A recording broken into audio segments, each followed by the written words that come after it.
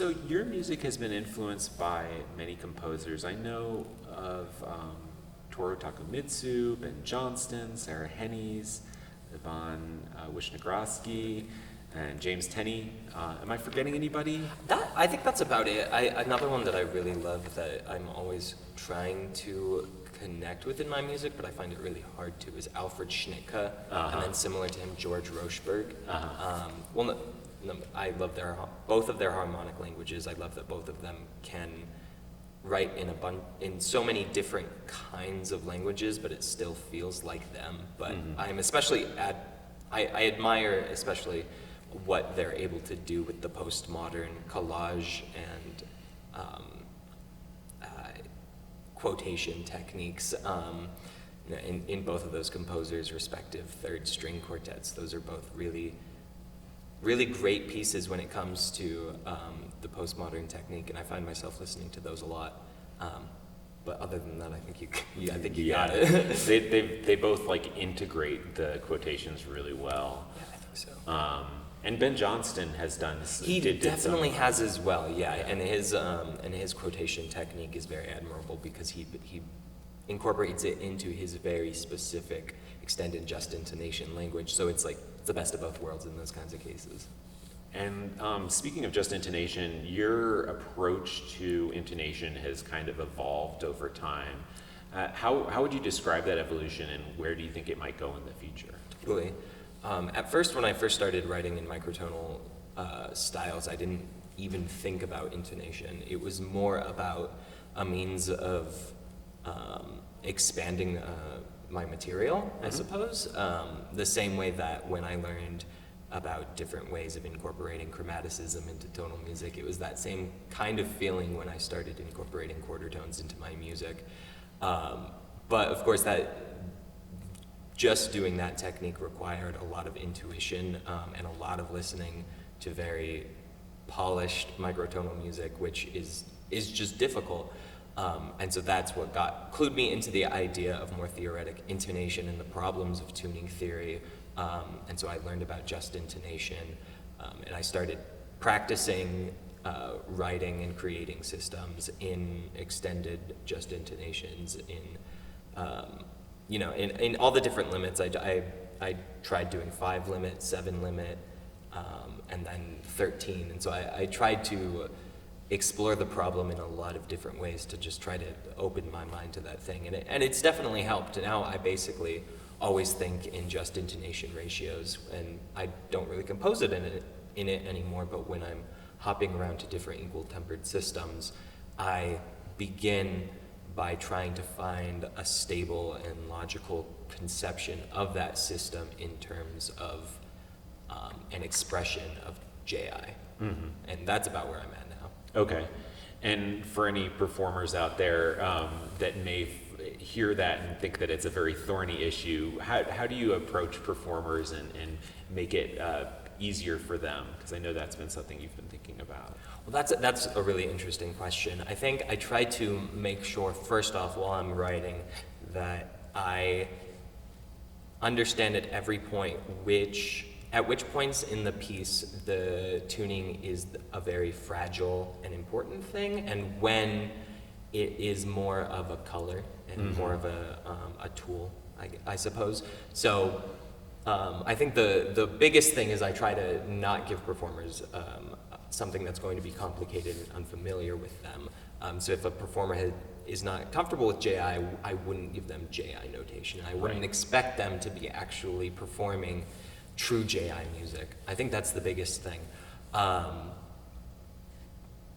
then beyond that, working with performers, it's just I think it's a big confidence thing, and you need to, as the composer, you need to be willing to kind of take some of the weight off of the performers. I guess the biggest thing is you just need to try to do that work beforehand, and then in the rehearsals with them to try to know your music and know which parts can maybe be a little more flexible, and which ones no, we need this part that tuning needs to be really solid. And so why don't we work together right now, and we can sit here and tune it together. Just like knowing those parts that are going to be difficult beforehand, and really being able to tell them like, no, the music that I'm going for right there is important enough for us to take this time to check out the tuning. Having that confidence as a composer, I think makes the performers more confident in putting the effort into actually learning this new thing. That's about how I try. Excellent. It's a difficult problem though, and still learning. Good. And going back to discussion of specific composers, do you feel like the influence of a particular composer tends to guide a particular piece and then you set them aside for a while? Or are you thinking about all of them all the time? I used to think that I would pick up a particular composer and for a specific piece, and I guess maybe that works for like each section, each stage of the compositional process, but I tend to take so long with pieces that my interests will they'll evolve throughout the course of the piece. And so maybe when I start a piece thinking about James Tenney, I'll be finishing the piece thinking about the forms of Beethoven or something like that. Oh, wow, yeah, okay. So it's really about where the inspiration comes, and then when I reach problems in the compositional process, if my connection to that particular composer is not actually getting me to the place where I feel like it needs to be, then I can draw on, other things, and I can think about the composers that in the past have helped me solve those problems in other pieces, and then it's just a little bit of a synthesis. Okay. And you've also been influenced by fiction writings as different as Frank Herbert and Sinach for the solo guitar, and Dante and C.S. Lewis in Poi si torno alla eterna fontana. How does fiction and composition relate in your work? It used to be the biggest thing that it inspired forms for me. It was, and I guess just it was the biggest help in the conceptualization stage of composing. When I first started composing, most often the idea for pieces that I would want to write would come when I would read a specific quotation or a passage that was very inspiration from works of fiction or even poetry or something like that. I've been trying to get away from that, mostly just because I've been composing more than reading recently, and so that balances a little bit off, but it just in the terms, it's mostly helpful for the forms, I would say, but when I say form, I mostly mean the way that I'm shaping the energy throughout, because that's one of the things that I have the most trouble with when composing, especially when composing in large forms. Managing the energy is something that I find difficult, but it's something that's very easy to see in narrative structures, I think. And so mapping those types of, energy contours or tension contours or whatever you want to call them in a work of fiction or any kind of narrative, then mapping that onto, a piece of music, that's something that I enjoy doing, and I find that it just helps me grasp onto those larger structures a little bit better. Great. There's a delicateness to your compositions, and here I'm thinking of Embrace Again and Tremble for violin, guitar, and tuned glasses, and As a River, As a Flame for Load Bang, among others. Where does that come from for you? I don't know. That's really interesting. It's never something that I ever mean to do when I create those kind of, those delicate textures or very, very gentle things. If I had to guess, I might say that it could have been a product of beginning my music with being a classical guitar performer. Number one, because the classical guitar is just the quietest instrument. Number two, I have never been a loud performer. That's one of the things that really set me back when I was trying to be a performer, is that I just could not play loud. I basically only played for myself. And so that was when I was most comfortable with music, was when I was just performing for myself. And so I could never really project. I guess I would maybe say that just because I have a history of performing music myself very delicately. I don't know, maybe it's just something that makes me feel good. I don't know. Excellent. Yeah, and going to the opposite side, so you did play in a rock band, Yeah, totally. which was quite loud. So how has that influenced your concert music, and do you still think about writing rock music? I think playing